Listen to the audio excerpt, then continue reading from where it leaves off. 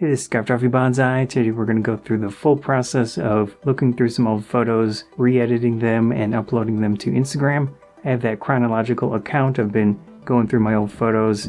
I'm up to 2013, so still a ways to go, but it's pretty fun. Let's get started. Here is Acdsee Photo Studio Ultimate 2019. The first tab is the Management tab. That's where you can basically look through thumbnails and things of that nature. Pick the folder. Went to a sushi restaurant, or basically Japanese styled restaurant, took some photos of everyone's food, wrote up a little article. So with the Instagram post, it'll be focused on that. With the text, I'm going to write up a description. I usually put the date the photos were taken, I put the camera and the lens. I don't put any specifics like aperture and all that. It's not super important for what I'm doing. I go into the View tab and decide which photos I want to potentially edit, and I'll tag them with a color, or I could also use the rating, but in a lot of my old photos I had used the rating and I don't want to mess with that, so I use just basically yellow as the potential photos that I want to edit. When I'm looking at these photos, I'm trying to decide if the main subject will fit within a square, and also have some interest on the sides or whatever based on what type of framing I would like with that specific photo. So some of these photos are a little too close.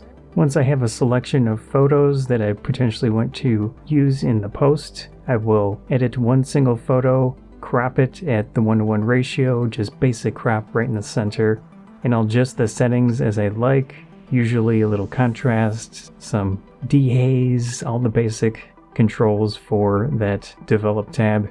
I'll add and adjust things. I will definitely add some noise reduction and also some sharpness. After that, I will paste that setting to the rest of the photos. That way I have just a good starting place for all of them with that crop, so I don't have to do multiple things over and over again.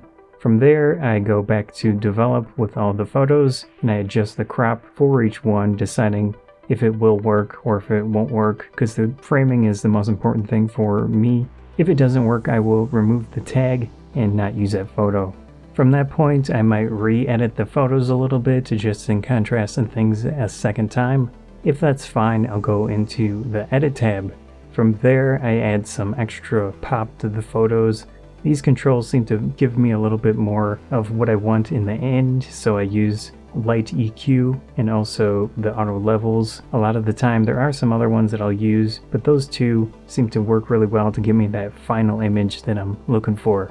With the auto levels, I usually use just the contrast, because the one with the colors doesn't seem to work too well a lot of the time. It adds a really green tinge quite often, so usually just use contrast on that. But in general, it works really well to give me that extra pop to the photos. Once I feel that the image is where I want it to be, I can export it to my specific profile for Instagram.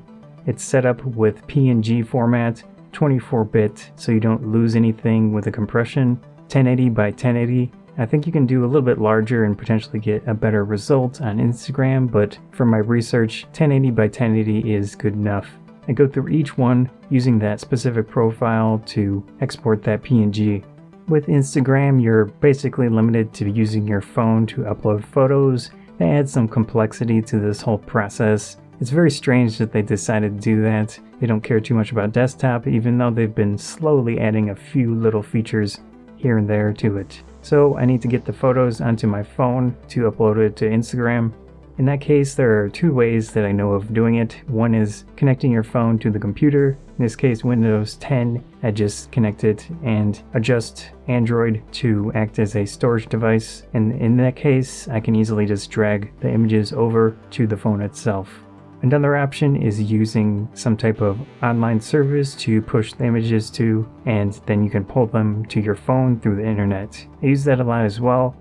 Google Drive, whatever works for you. And I also put my notes that I wrote up on Google Drive, Google Docs, to pull into my phone that I can just paste into Instagram, so I don't have to try to type things out on the phone. That would be a big hassle. I save all of my notes in case I want to do this process again in the future with some other service, changing the crop, changing the focus of that gallery. But it's good to keep that stuff, back it up. Of course, it's on Instagram itself, but that would be a hassle to deal with. So I have some online documents that I just paste all of those notes into. One thing to take note of with your phone, at least this is what I do, I set the brightness to 50% and I keep that consistent. I also make sure that I don't have the comfort view feature on because it adds a very strong yellow tinge to the screen of the phone itself. I use that a lot, but in this case I want that off. Once we're in Instagram, you want to upload your photos, decide which one you want as the cover. From there, you can hit that little icon that shows 2 squares, and they'll get you into the mode where you can have multiple photos. And then I can click next or hit next on the screen and potentially add some type of filter. I do add the filters quite often, but I don't go full bore on them, like full 100%. I adjust things as needed. The reason that I do this a lot of the time is to give all of the images in the set a consistent feel to them. Of course you can do that on the computer if you prefer that, but I'm trying to fit the whole vibe of this service, the feel of that style of presentation. So that's my main goal, is just to have them a similar feel as a full self-contained set. I'll check them out and make sure that they all fit well with the given filter and adjust things percentage-wise to see if it works out. From there, I'll go next and paste in all of the notes that I had into Instagram itself. So at that point, upload, and we're done with that specific set. That was a look at the full process of picking photos, editing, and uploading to the Instagram account. Pretty fun process, nice project. Hope you enjoyed the video. If you did, please consider subscribing. That helps me out a lot. Likes and shares help out a lot as well. Thanks again.